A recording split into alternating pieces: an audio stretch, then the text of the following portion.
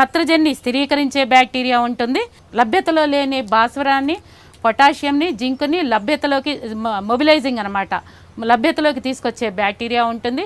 అదేవిధంగా మనకి వేరు వ్యవస్థ దగ్గర ఉండి అదేంటి మనకి పీజీపీఆర్ అంటే ప్లాంట్ గ్రోత్ ప్రమోటింగ్ రెగ్యులేటర్స్ అంటారన్నమాట. అంటే మొక్కల ఎదుగుదలకు ఉపయోగపడే బ్యాక్టీరియాను ఉంటాయి. అదేవిధంగా మనకి సంక్లిష్టమైన పదార్థాలని విచ్ఛిన్నం చేసి డికంపోజ్ చేసి కంపోస్ట్గా ఎరువుగా తయారు చేసే సూక్ష్మజీవులు ఉంటాయి. పెరటి తోటకు ఉపయోగపడేది నత్రజనిని స్థిరీకరించే బ్యాక్టీరియా అజిటోబ్యాక్టర్ అనమాట. ఇదేం చేస్తుందంటే మనకి వాతావరణంలో మనకు అందరికీ తెలుసు, వాతావరణంలో మనకి నత్రజని ఉంటుంది, దాదాపుగా 75% నత్రజని ఉంటుంది. వాతావరణంలో ఉన్న నత్రజనిని తీసుకొని మొక్కల వేరు వ్యవస్థకి అందించేటట్టు చేస్తుంది అనమాట.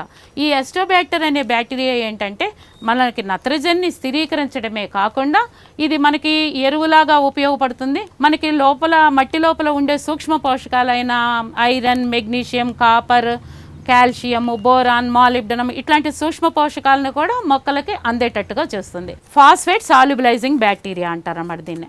అంటే ఏంటంటే భాస్వరంని కరిగించి మొక్కలకు అందించే బ్యాక్టీరియా అనమాట. దీన్ని ఏంటంటే ఫాస్ఫేట్ సాల్యుబలైజింగ్ బ్యాక్టీరియా అంటారు. ఇదేంటంటే మనకి మెయిన్గా లోపల ఉన్న నేలలో ఉన్న భాస్వరాన్ని కరిగించి వేరు వ్యవస్థ ద్వారా మొక్కలకి ఆ భాస్వరాన్ని అందిస్తుంది. అందించడమే కాకుండా మనకి ఏం చేస్తుందంటే ఈ బ్యాక్టీరియా 2-3 రకాలుగా పనిచేస్తుంది. మనకి ఏంటంటే ఇది అందించడమే కాకుండా లోపల ఉన్న వేరే రకమైన సూక్ష్మజీవులతో కూడా కలిపి సహజీవనం చేస్తూ మిగతా ఏవైనా అందుబాటులో లేని పదార్థాలని కూడా మనకి అందుబాటులోకి తీసుకొస్తుంది. ఇవన్నీ ఏంటంటే ఫాస్ఫేట్ సాల్యుబలైజింగ్ బ్యాక్టీరియా. అదేవిధంగా ఇక్కడ మీకు ఇంకోటి ఉంది, పొటాష్ సాల్యుబలైజింగ్ బ్యాక్టీరియా అంటారు దీన్ని. ఈ పొటాష్ సాల్యుబలైజింగ్ బ్యాక్టీరియా కూడా మనకి మొక్కలకు కావాల్సిన పొటాష్ని అందుబాటులోకి తీసుకొస్తుంది అన్నమాట. దీని ఇది కూడా ఏంటంటే మనకి దాదాపుగా మనకి సంక్లిష్ట పరిస్థితుల్లో ఉన్న పదార్థాలన్నిటిని విచ్ఛిన్నపరిచి మనకి దాని ద్వారా పొటాషియం మొక్కలకు అందేటట్టు చేస్తుంది. మొత్తం ఎన్పీకే మనకి ఏంటంటే మెయిన్గా మొక్కలకు కావాల్సిన నత్రజని, భాస్వరము, పొటాష్ మొక్కలకు ఏ విధంగా అందుతాయి అన్న దానికి నత్రజనిని స్థిరీకరించే బ్యాక్టీరియా గురించి తెలుసుకున్నాము. అదేవిధంగా మనము ఫాస్ఫరస్ అందించి ఫాస్ఫరస్ని మనకి అవైలబుల్ ఫామ్లోకి తీసుకొచ్చే మొక్కలకు కావాల్సిన పద్ధతిలోకి తీసుకొచ్చే బ్యాక్టీరియా గురించి తెలుసుకున్నాము. అదేవిధంగా పొటాషియంని కూడా మనకి మొక్కలకు అందుబాటులోకి తీసుకొచ్చే బ్యాక్టీరియా గురించి కూడా తెలుసుకున్నాము. ఈ 3 ఏంటంటే బ్యాక్టీరియల్ జాతికి సంబంధించినవి.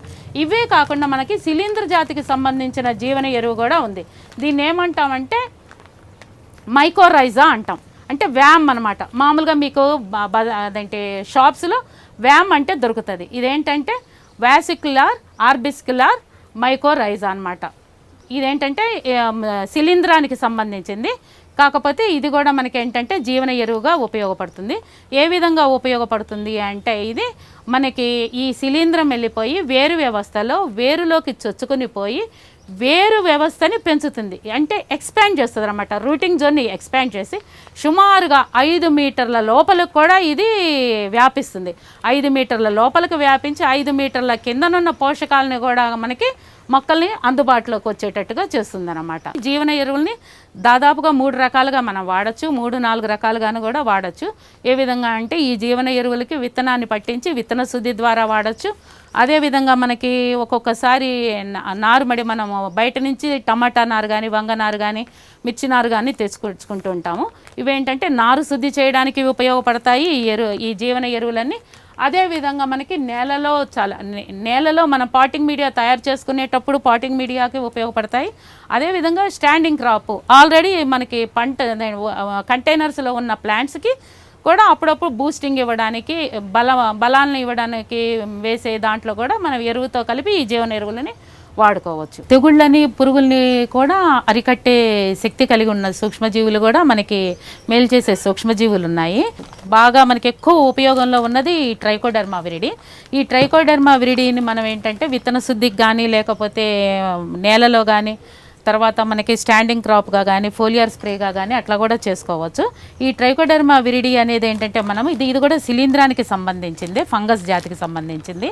ఇదేంటంటే మనకి మొక్కలతో పాటు సహజీవనం చేస్తూ మొక్క వేరు వ్యవస్థ చుట్టూతా ఉంటూ ఏం చేస్తుందంటే మనం ఈ ట్రైకోడెర్మా విరిడిని వాడటం మూలాన ఏమవుతుందంటే రోగ నిరోధక శక్తి ఉన్న కణాలని ఉత్పత్తి చేసి మనకి విత్తనంపై ఒక పొరలాగా ఏర్పడి మనం విత్తనం నుంచి మొలకొచ్చిన తర్వాత ఒక 45 రోజుల వరకు కూడా మొక్క అన్ని రకాల తెగుళ్ళని, అన్ని రకాల వ్యాధి నిరోధక శక్తుల్ని, అన్ని రకాల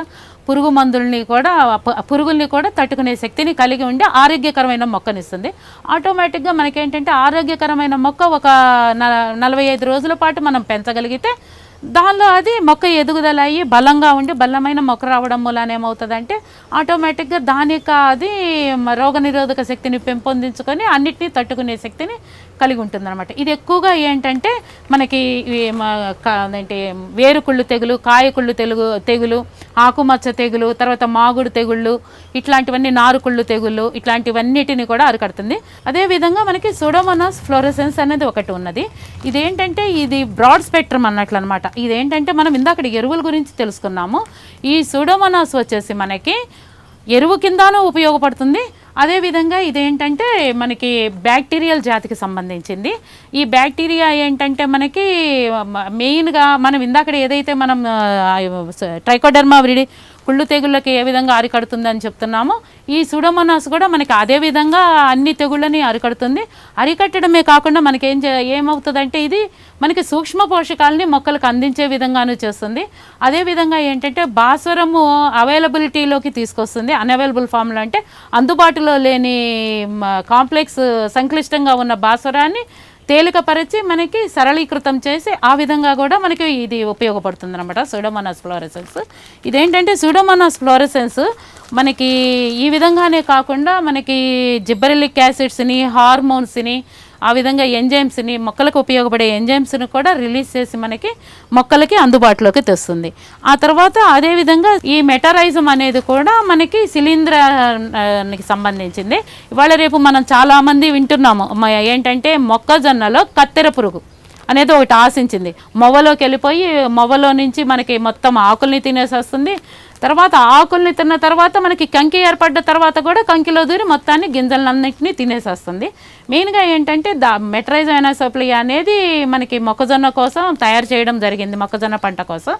అదే కాకుండా మన పెరటి తోటదారులకి ఏంటంటే ఇది మెయిన్గా మనకి దేనికి ఉపయోగపడుతుంది అంటే పేడ ఎరువు ద్వారా వచ్చే మనకి నత్తగుల్లలు కానీ లేకపోతే మనము రోకలి బండ పురుగులు అంటాం, రోకలి బండ పురుగుల్ని కానీ తర్వాత వేరుని తినిగే వేరు పురుగుల్ని కానీ వీటినన్నిటిని టర్మైట్స్ని కానీ వీటినన్నిటినీ కూడా ఆ కీటకం మీద ఏం చేస్తుంది అంటే ఇది శిలీంధ్రాన్ని చొప్పించేసేస్తుంది. దాని బాడీలోకి ఏంటంటే దాని శరీరంలోకి ఈ మెటరైజ్ ఎనాసోప్లియా అనేది దాని శిలీంధ్రాన్ని ఆ బాడీలోకి చొప్పించేసేసి ఆ బాడీని నిర్వీర్యపరిచేసేసి మొత్తం అది దాని మీద డెవలప్ అయిపోతుంది అనమాట. ఏంటంటే ఆ కీటకం మీద ఇది డెవలప్ అయిపోయి ఆ కీటకాన్ని చంపేసేస్తుంది అనమాట. ఈ రకంగా ఈ మెటరైజం ఎనాసోప్లియా అనేది పనిచేస్తుంది మనకి. ఏంటంటే దీని మూలాన ఏంటంటే లద్దె పురుగులు, తర్వాత వేరు పురుగులు, ఆకు తినే పురుగులు, వీటికన్నిటికీ కూడా ఇది చాలా బాగా ఎఫెక్టివ్గా పనిచేస్తుంది.